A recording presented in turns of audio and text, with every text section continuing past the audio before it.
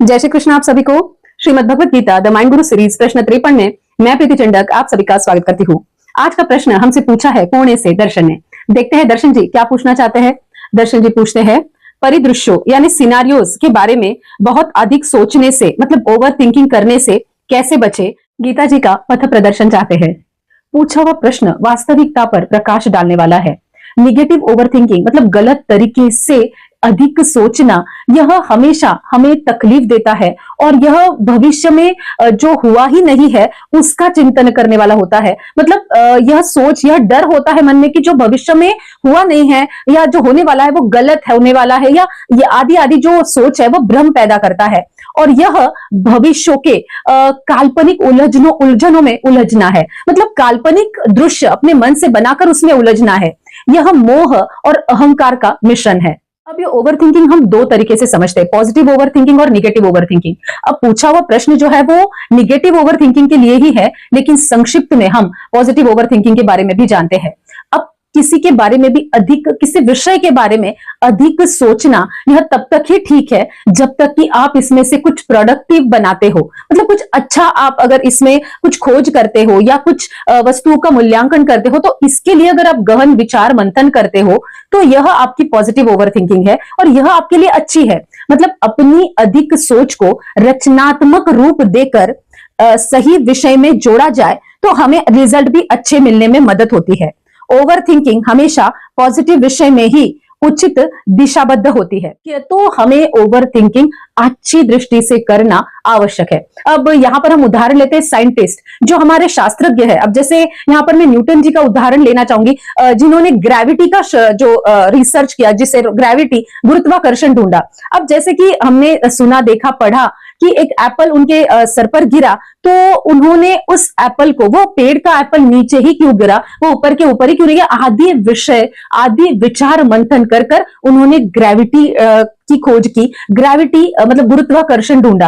तो यह ओवरथिंकिंग ने समाज को, देश को कुछ अच्छा दिया। तो यह पॉजिटिव ओवरथिंकिंग है। जैसे साइंटिस्ट है, लेखक है, विचारवंत है, सोचना इनका काम है और इनका जो है वो हम कह सकते हैं कि इनकी जरूरत भी है। तो इनके लिए जो सोच है वो समाज हित में है, तो इनको डीप थिंकिंग, ओवरथिंकिंग जो भी है वो पॉजिटिव तरीके से उनके लिए अच्छी है। इसीलिए इस बात को कहने का यह मतलब है कि अगर आपकी सोच, अगर आपकी ओवरथिंकिंग, अगर डीप ओवरथिंकिंग मतलब कल्याणकारी हो, कुछ अच्छा ढूंढने के लिए हो और आपका जो विचार है आपका बुद्धियांक बढ़ाने वाली हो, ना कि आपको मानसिक तकलीफ देने वाली हो, तो ऐसी ओवरथिंकिंग पॉजिटिव ओवरथिंकिंग कहलाती है। अब पूछे हुए प्रश्न में उन्होंने पूछा है कि इस ओवरथिंकिंग को कैसे रोके, मतलब कि एक समस्या के रूप में है। तो इस काल्पनिक जाल को श्रीमद् भगवत गीता के मार्गदर्शन से तोड़ा जा सकता है। अब जो ओवरथिंकिंग है, निगेटिव ओवरथिंकिंग, ये सभी को पता है कि हमारे लिए हानिकारक है। अब यह तब होती है, यह भविष्य में घटित होने वाली घटनाओं को लेकर होती है। मतलब यह जो घटनाएं हैं, यह जो बातें हैं, यह अभी तक घटित हुई भी नहीं है और जिन्हें रोकना या बढ़ाना यह भी हमारे हाथ में नहीं है। मतलब यह जो घटना है सिर्फ कल्पना में है, जो कि अभी तक हुई नहीं, सिर्फ हम इसके बारे में सोच रहे हैं और जो कि गलत होने वाली है, इस विषय और इसी दृष्टि से हम सोच रहे हैं। तो जो हमारे हाथ में नहीं, जिसे रोकना या बढ़ाना भी हमारे हाथ में नहीं, उसके बारे में व्यर्थ चिंता करने के बजाय जो हमारे हाथ में, मतलब आज का जो हमारे हाथ में हमारा वर्तमान है, उसे अच्छे से कैसे किया जाए, इसका विचार करना ज्यादा आवश्यक है। इसलिए श्रीमद् भगवत गीता के दूसरे अध्याय के 47वें श्लोक में भगवान कहते हैं, कर्म करने में हमारा अधिकार है, उससे मिलने वाले या जो भी फल हम भोग रहे हैं उस पर हमारा अधिकार नहीं, या वो हमारे वश में नहीं। उस तो हम सिर्फ कर्म करने के अधिकारी है जो कि हमारे हाथ में है। फल भोग यह विषय हमारे हाथ में नहीं है, केवल कर्म करना हमारे हाथ में है। फल क्या होगा, कैसे होगा, यह हमारे हाथ में नहीं। जो हाथ में नहीं उसका विचार भी हमें नहीं करना चाहिए। तो कर्म करना ही भगवान कहते हैं हमारे हाथ में है। अब दूसरे अध्याय के 47वें श्लोक को अधिक समझते हुए यह समझते हैं, भगवान इसे इस तरह से मार्गदर्शन करते हैं कि मनुष्य जीवन यह नया पुरुषार्थ करने के लिए है। मतलब जो अभी के जीवन में जो फलभोग है, जो भी वो भुगत रहा है, वो उसके पुराने कर्मों का ही फलभोग है, जिस पर उसका अपना कोई कंट्रोल नहीं। लेकिन अभी जो उसके हाथ में है वह है उसके नए कर्म करना और यही उसका पुरुषार्थ है। इसीलिए जो परिस्थिति सामने आती है, वो प्रतिकूल हो या अनुकूल, वो उसके पुराने कर्मों का ही फलभोग है, जो उसके हाथ में नहीं है। तो उसके हाथ में है वो नए कर्म करना और नया पुरुषार्थ करना। नए कर्मों के अनुसार ही उसके भविष्य का निर्माण होता है। इसीलिए शास्त्र, संत महापुरुषों का विधि निषेध, राज्य आदि का जो शासन केवल मनुष्यों के लिए है, क्योंकि नया पुरुषार्थ करने की स्वतंत्रता यह से केवल और केवल मनुष्य के पास है। जो भी इसलिए भगवान 47वें श्लोक में यह बता रहे हैं कि कर्म करना हमारे हाथ में है। जैसे हमने अभी देखा कि जो हमारे हाथ में है हम उसे अच्छे से करें, जो हमारे हाथ में नहीं उसका हम विचार भी ना करें। इसका अर्थ जो हो चुका है या जो होने वाला है ये दोनों भी हमारे हाथ में नहीं। तो जो हमारे हाथ में नहीं उसमें व्यतीत होकर हमारे वर्तमान समय का कर्मयोग बिगाड़ने का क्या फायदा, और यही वर्तमान समय का कर्मयोग ही हमारे जीवन का कल्याण करने वाला है। तो इसका व्यय कर कोई फायदा नहीं। भूत भविष्य की चिंता वर्तमान का नाश कर देती है। अब एकाध व्यक्ति हम देखते हैं कि अगर वो निगेटिव ओवर थिंकिंग करता है, जैसे कि कल मैंने ये गलती की तो आज ये हो रहा है, कल ऐसा होगा, तो यह सोच सोचकर वो अपना वर्तमान समय का निहित कर्मयोग नहीं कर पाता और इसी की वजह से वो अपना जो वर्तमान समय का सब कुछ बिगाड़ देता है। जैसे कल का सोच रहा है, आने वाले कल के बारे में सोच रहा है, गए हुए बीते हुए कल के बारे में सोच रहा है, तो आज वो हमें पता है कि निगेटिव ओवर थिंकिंग का बढ़ने से एंजाइटी या हम सोचते हैं डिप्रेशन आदि आदि समस्याएं आने लगती है। तो इन सारी वजह से हमारा वर्तमान बिगड़ जाता है और वर्तमान का कर्म योग ही हमारे सुवर्ण भविष्य का निर्माता है। यह हम क्यों भूल जाते हैं? इसलिए कल और आज की चिंता में, मतलब भूत और भविष्य की चिंता में हम हमारा वर्तमान क्यों खोए? इसीलिए हमें आगे होने वाली या बीती बातों के बारे में न सोचकर वर्तमान समय के कर्म योग पर ध्यान देना जरूरी है, जो कि हमारे जीवन का कल्याण करने वाला है। अब जैसे हम इस व्यक्ति का उदाहरण देख रहे हैं जिसने कल और कल की चिंता में अपने आज का कर्मयोग बिगाड़ दिया और वो नहीं वो कर पाया, क्योंकि वो तो उस स्थिति में है ही नहीं कि वो अपने कर्मयोग पर ध्यान दे या वर्तमान समय का कर्मयोग करे, तो उसका यह कर्मयोग चूक गया तो उसका भविष्य बिगड़ गया। तो यह बात समझना बहुत जरूरी है कि हमारा बीता हुआ कल और हमारा आने वाला कल हमारे आज के मतलब जो वर्तमान समय का कर्मयोग है उससे प्रभावित ना करे। इसीलिए वर्तमान में जो भी परिस्थिति आई है उसका सदुपयोग करो। अगर दुखदाई परिस्थिति आई है तो प्रभु का चिंतन करें, मेडिटेशन करें, योग करें, और अगर सुख की परिस्थिति है तो दूसरों की मदद करें। ज्यादातर चीजें अभी यह परिस्थिति है, आगे कैसे होगा, ये हुआ तो क्या होगा, ये नहीं हुआ तो क्या होगा, मुझे ये चाहिए, नहीं मिला तो क्या होगा, आगे क्यों, क्या, कैसे इत्यादि में यह सारी तकलीफें हम बढ़ा लेते हैं। क्यों, कैसे, क्या होगा, क्या ये नहीं हुआ तो वो क्या, वो हुआ तो ये क्या, इन सारी चिंताओं में हम इस तरह से ग्रासित हो जाते हैं कि हम हमारा वर्तमान भूल जाते हैं।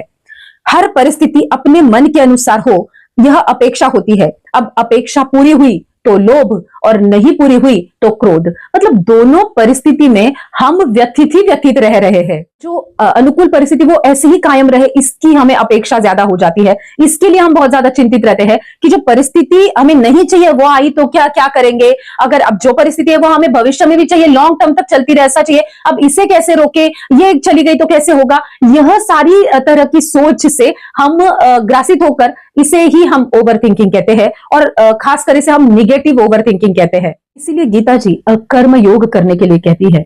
अब कर्म योग मतलब दूसरों के हित में कर्म करना, दूसरों के कल्याण के लिए कर्म करना। और जब कर्म योग करने का स्वभाव बन जाता है या वो हम संकल्प कर लेते हैं तो साधक के मन में दूसरों का हित और सेवा भाव, विवेक या अपने आप ही आने लगता है। और जब हम दूसरों के लिए करते हैं तब हमारा मन अपने आप ही शांत होने लगता है। इसीलिए गीता जी कर्म तो करने के लिए कहती ही है, लेकिन यह कर्म दूसरों के हित में हो, निष्काम कर्म करने के लिए कहती है।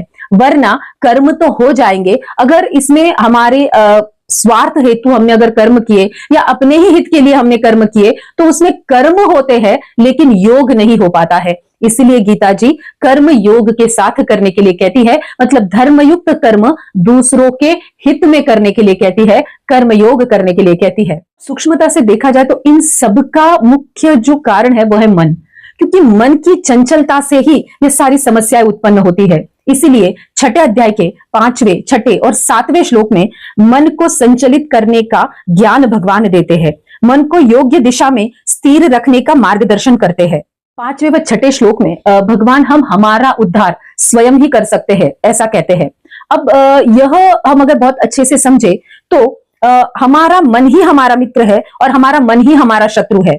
जिसका मन स्थिर है, जिसका मन योग द्वारा शांत है, स्थिर है, जिसका मन समता में लगा हुआ है, वह मन उनका मित्र है। और जिसका मन अस्थिर है, चंचल है, यहां वहां भटक रहा है, वह मन ही उसका शत्रु है। मतलब यह मन ही है जो हमारा मित्र है और हमारा शत्रु है। तो भगवान यही बात यहां पर कह रहे हैं कि हम ही हमारा उद्धार करने वाले हैं, क्योंकि जैसे हमने पहले देखा कि इस मन की चंचलता की वजह से ही हम इन सारी समस्याओं में फंस जाते हैं। इसलिए भगवान इस श्लोक में, इस अध्याय में पूर्ण मन को अच्छी तरह से संचलित कर समत्व में लगाने के लिए कहते हैं। प्रकृति की जो वस्तुएं हैं उनके साथ हम अपना संबंध जोड़कर उसमें आसक्त होते हैं। मतलब यह मेरा है, यह मेरे लिए है, यह सोचकर हमारा मन उसी में आसक्त होता है, तो यह हमारे लिए बंधन है।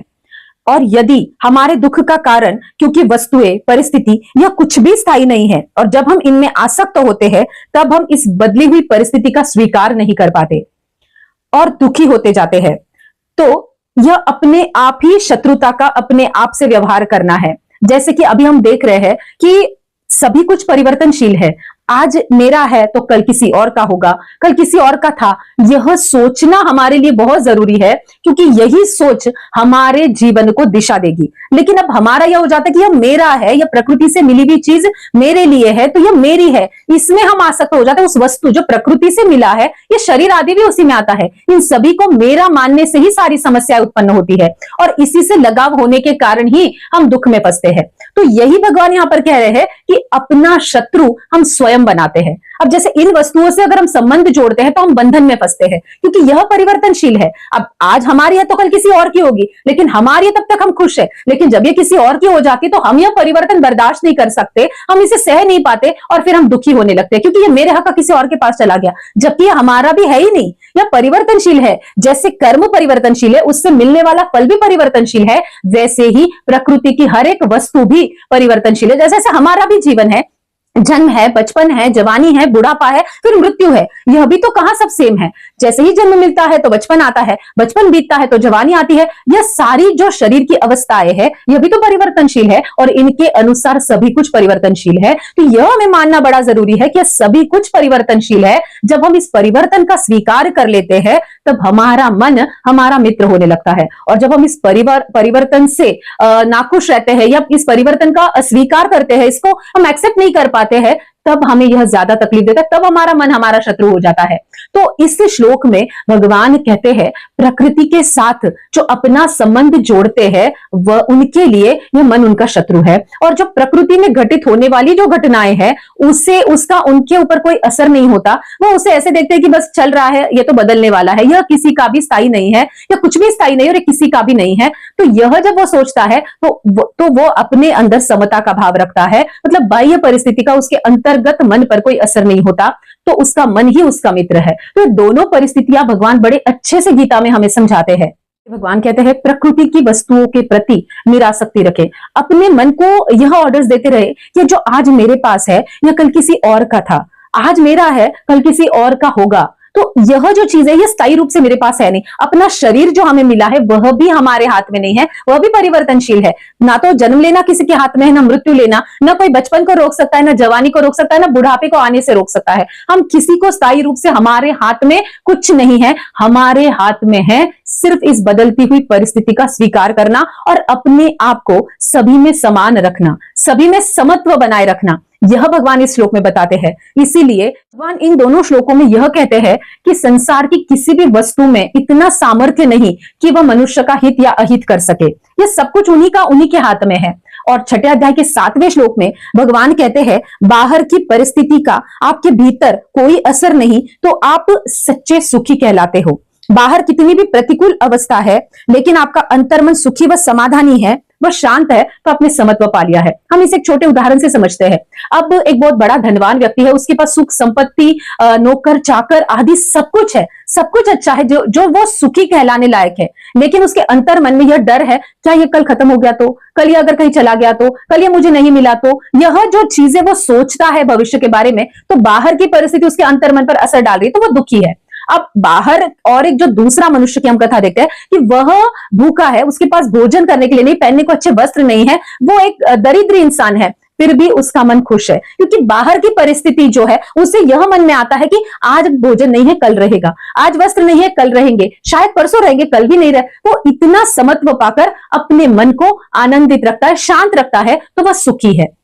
अब हम जो इन दो उदाहरणों में समझ रहे हैं कि बाहर की परिस्थिति का अपने अंतर मन, मतलब भीतर कोई भी हलचल न मचा सके, भीतर कोई भी प्रभाव न डाल सके, तब हम समत्व को पा चुके होते हैं। और यही भगवान हमें इन श्लोकों में समझाते हैं।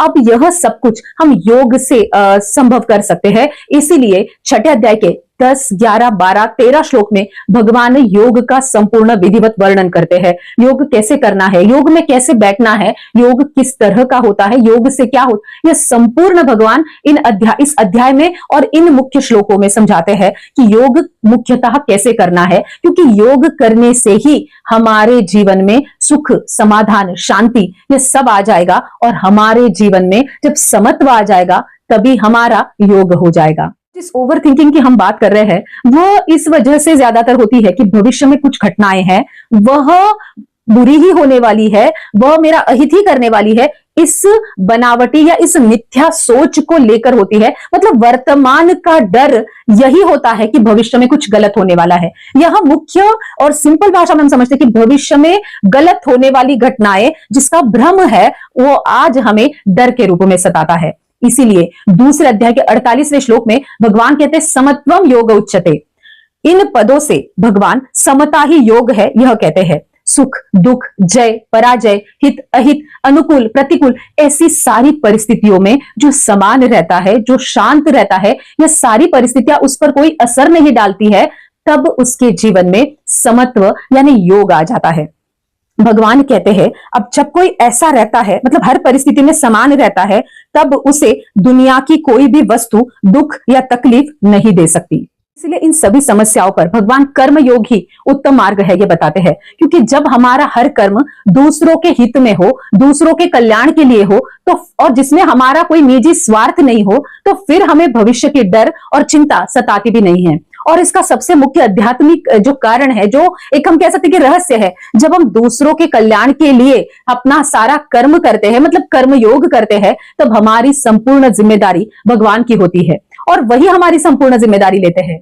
फिर हमारे मन में भी यह भाव होता है कि मैंने किसी का गलत किया नहीं तो मेरे साथ कुछ गलत होगा भी नहीं, यह विश्वास हमारे मन में आता है और अपने आप भविष्य का डर, चिंता समाप्त होने लगती है। और इसीलिए हमें यह समझना बहुत जरूरी है कि जो मेरे हाथ में नहीं है, मतलब कर्मफल, उसकी मुझे चिंता नहीं, क्योंकि वो मेरे हाथ में भी नहीं है।